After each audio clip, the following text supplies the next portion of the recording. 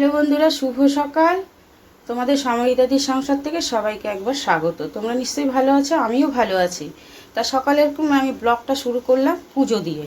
এই যে আমার স্নান বাসি কাজ সব সারা হয়ে গেছে, আর আমি এখন পুজো করছি। পুজো কমপ্লিট হলো। এবার আমি আবার বাইরে তুলসী গাছ আছে, সেখানে অবশ্য স্নান করে আমি জল দিয়ে এসেছি। এখন ধূপটা দিয়ে আসি। ধূপটা দিয়ে এসে এবার আমি চলে আসবো রান্নাঘরে। রান্নাঘরে এসে চা খাওয়া হয়ে গেছে। এবার আমি ভাত বসিয়ে দিয়েছি, কেননা একটু দেরি হয়ে যাবে। এই যে ভাত হচ্ছে, ভাতটা হয়েও এসছে। এবার ভাতটা নামিয়ে আমি ডিমটা বসিয়ে দিলাম, কারণ ডিম আর আলু একসাথে করি না। ডিমটা সেদ্ধ হয়ে গেছে, এবার আলু সেদ্ধ বসালাম। আর এদিকে রসুন, আদা আর পেঁয়াজ কেটে নিয়েছি, মিক্সিতে মশলাটা করে নেব। আলুটা সেদ্ধ হচ্ছে, আর এদিকে ঠান্ডা জলের মধ্যে ডিমটা ভিজিয়ে রেখেছি, তাহলে ছুলতে তাড়াতাড়ি হবে। যাই হোক, এদিকটা সারা হয়ে গেল। এবার আমি কিছু মুদিখানা জিনিস এসছে, সেগুলো গোছাবো। আর বাইরে কুকুরটা ঘেউ ঘেউ করছে বিস্কুট খাওয়ার জন্যে। আর বলো না, এখানে অনেক কুকুর আছে। যাই হোক, ওদের দুটো বিস্কুট দিয়ে আসি গিয়ে, না হলে না ওই দুয়ারের সামনে ভেউ ভেউ করতেই থাকবে, মানে বলবে আমাকে বিস্কুট দাও। ওই দেখো বিস্কুট দেওয়া হয়ে গেছে, যে খাচ্ছে। হ্যাঁ, খুব রোগা হয়ে গেছে কুকুরটা। যাই হোক, চলে আসলাম, রান্নাবান্না কমপ্লিট করা হয়ে গেছে। এবার আমি একটু আমাদের কাজ দেখাই। আমি এই কুর্তিটা তৈরি করেছি, নিজের হাতেই কুর্তি তৈরি করি। এবার কুর্তিটাকে আমি আয়রন করবো, কারণ সেলাই হয়ে গেছে, তো এবার আয়রন করি। আর একটা নয়, আর একটা কুর্তিও করেছি। এর আগে 3টে করেছি, সেটা মনে হয় তোমাদের দেখাইনি। ঠিক আছে, একবারে সব করে নিই বন্ধুরা, তারপর আমি দেখাবো। এটা আমি একটা গামছা দিয়ে কুর্তিটা করেছি। কুর্তিটা কেমন হয়েছে তোমরা একটু কমেন্ট করে জানিও। তোমাদের কমেন্ট না পেলে তো আমি বুঝতেই পারবো না যে আমি ভালো করছি না খারাপ করছি, তাই তো বন্ধুরা। এই যে আয়রন করা হয়ে গেল। এবার আর একটা কুর্তি দেখো কত সুন্দর গলাটা হয়েছে। যদিও আমার কাজে আমিই বলছি সুন্দর, তোমরা সুন্দর বললেই সেটা সুন্দর হবে। এটা হয়ে গেল। এবার আর একটা কুর্তি করেছি, ওটা আবার কি করেছি, কলমকারির কাপড় দিয়ে দুটো কুর্তি বানিয়েছি, আর একটা গামছা দিয়েও কুর্তি করেছি। মানে তার যে ছাটগুলো ছিল, সেই ছাটগুলো দিয়ে আবার এটা তৈরি করেছি। দেখো কত সুন্দর লাগছে, দেখেছো? গামছা আর কলমকারি কাপড় দিয়ে এটাকেও আয়রন করব। এটাকে আয়রন করে ভাঁজ করে রেখে দেবো, তাই তোমাদের দেখালাম। দেখো ছাট কাপড় দিয়েও কত সুন্দর কুর্তি বানানো যায়, যদি সে কাজ জানে।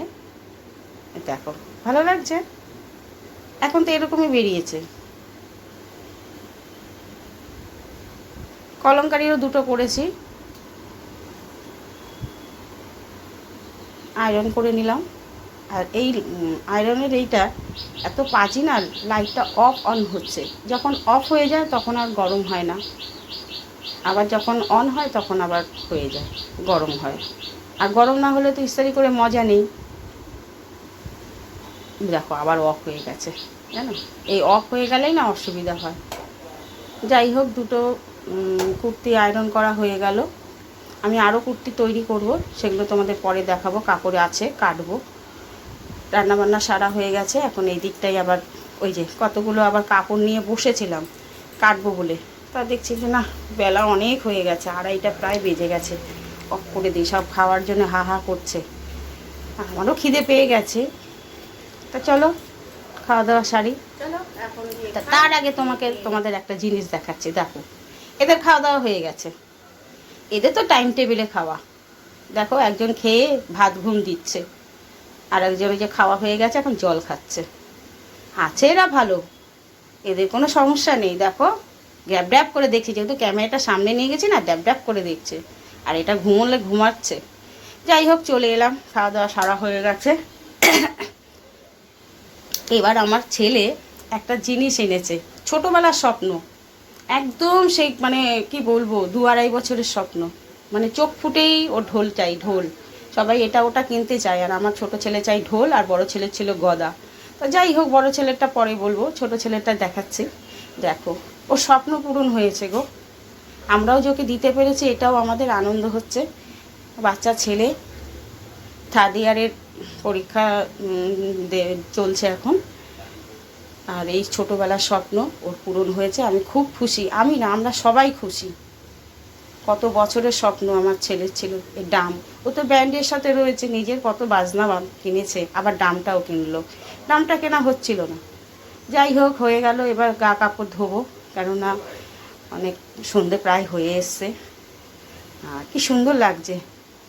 এবার বাসন কুসন সব ধোয়া বাকি ছিল, সেগুলো সব খাওয়া দাওয়ার বাসনগুলো সব ধোয়া হয়ে গেল। ধুয়ে গা ঠা ধুয়ে এবার সন্ধে পুজো দেবো।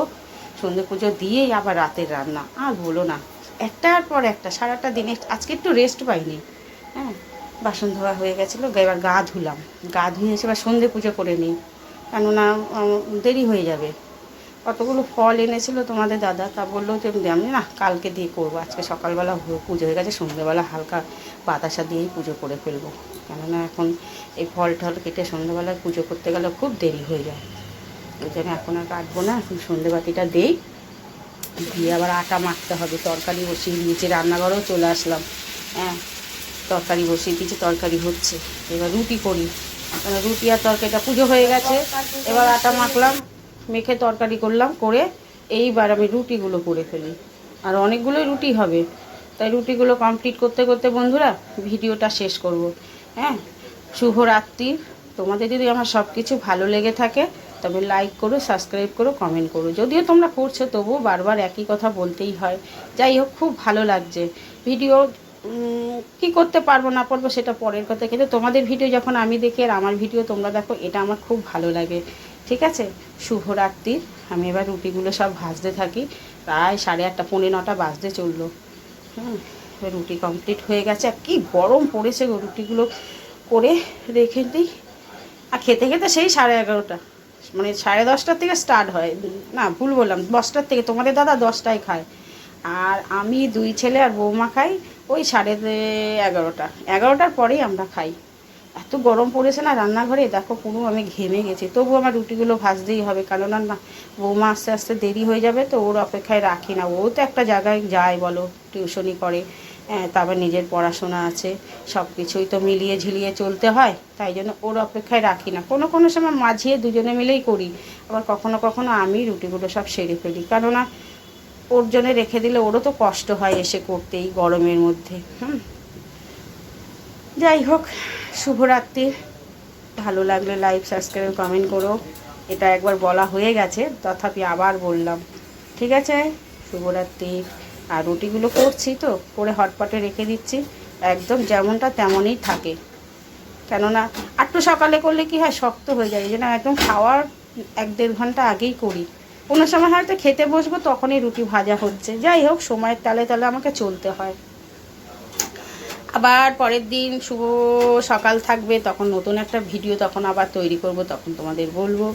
হ্যাঁ, তবে আমাকে একটু কমেন্ট করো কেমন হচ্ছে না হচ্ছে, আমি তো কিছুই বুঝতে পারি না। দেখো, ভালো মন্দ তো সব কিছু মিশিয়েই তো ভিডিও। বলো, তোমরা যদি ভালো বলো তাহলে ভালো লাগবে। শুভরাত্রি, গুড নাইট।